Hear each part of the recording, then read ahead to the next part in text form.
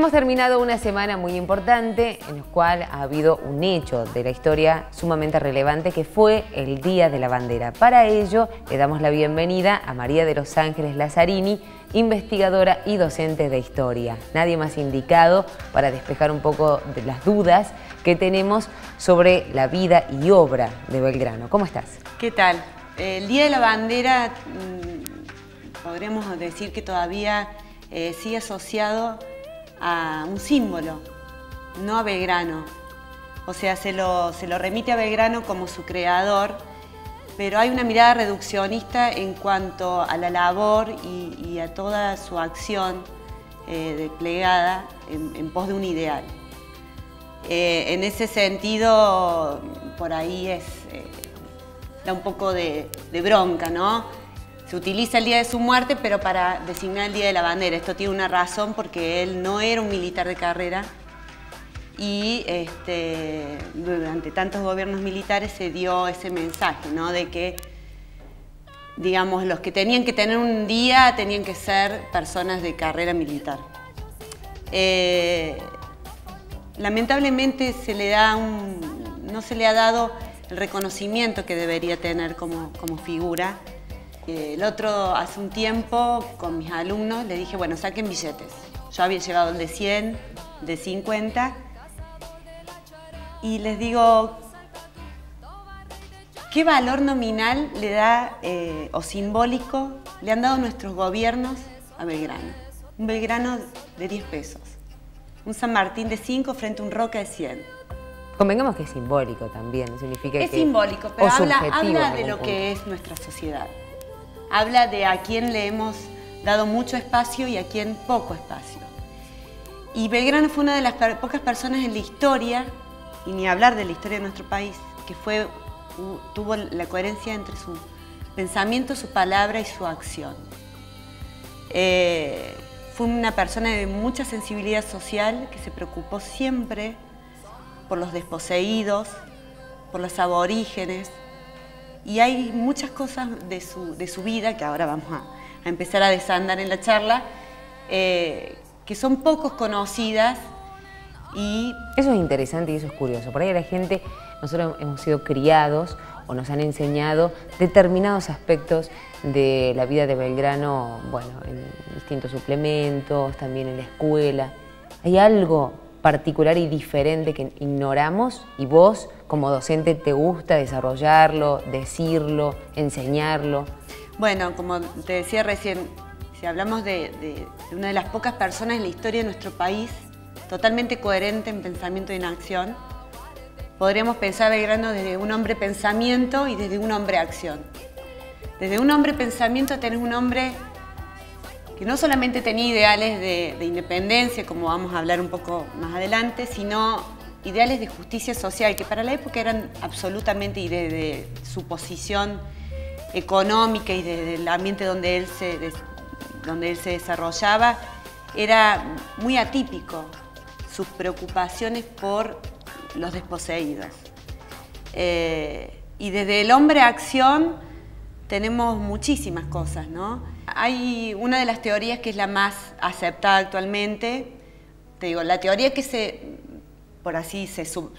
desestimó era que al principio había una bandera que tenía una franja blanca y celeste en vertical, sí. Blanca del lado del asta.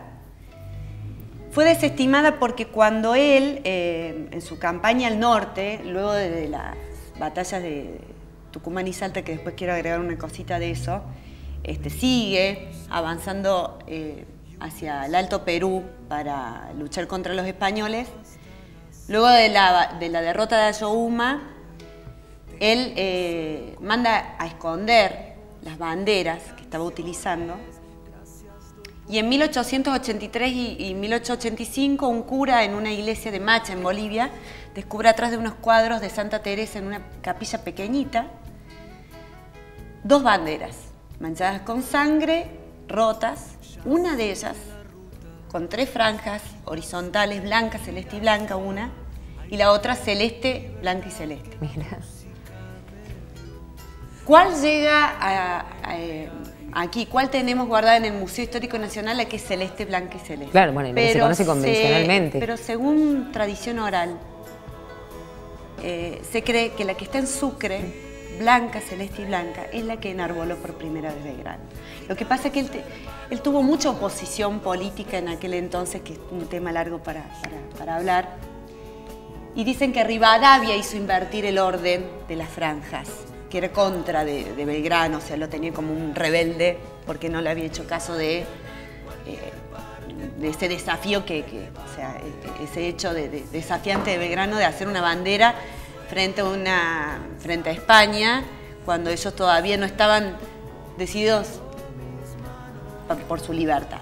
Hay un hecho curioso que te quería comentar antes de ir a los últimos años, porque no tenemos mucho tiempo, hay un montón de temas para hablar sobre eso. Sí.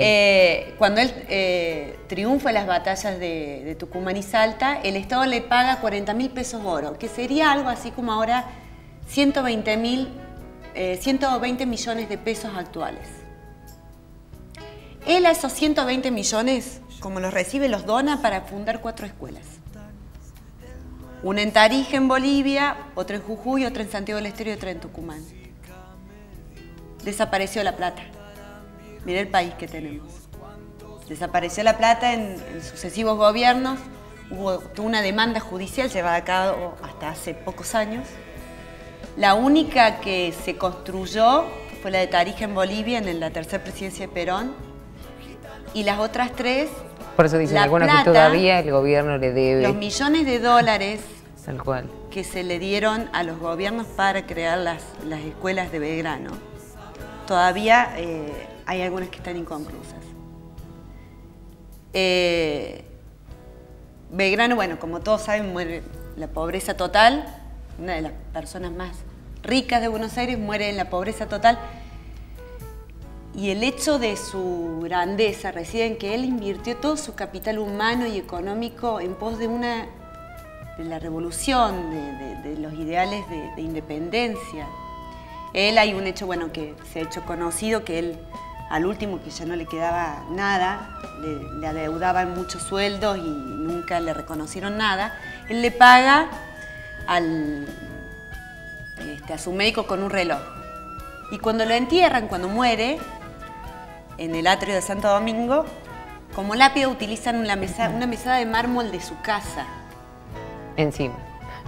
O sea, ahí te das cuenta, cuando muere, un solo periódico local da la noticia de su deceso. O sea, es uno de los... Fue durante mucho tiempo uno de los grandes olvidados o subestimados o minimizados de nuestra historia. Te agradezco un montón tu presencia. Ha sido un placer muy, pero muy grande, y seguramente en la próxima seguiremos hablando porque, bueno, es docente de historia, la recordamos, que residís en Unquillo, ¿no? Sí. En Córdoba. Así que conoce muchísimo de nuestra cultura, de nuestra Córdoba, de nuestra historia, así que seguramente vendrás próximamente para seguirnos contando sobre la historia. Nosotros vamos a una pausa y enseguida regresamos.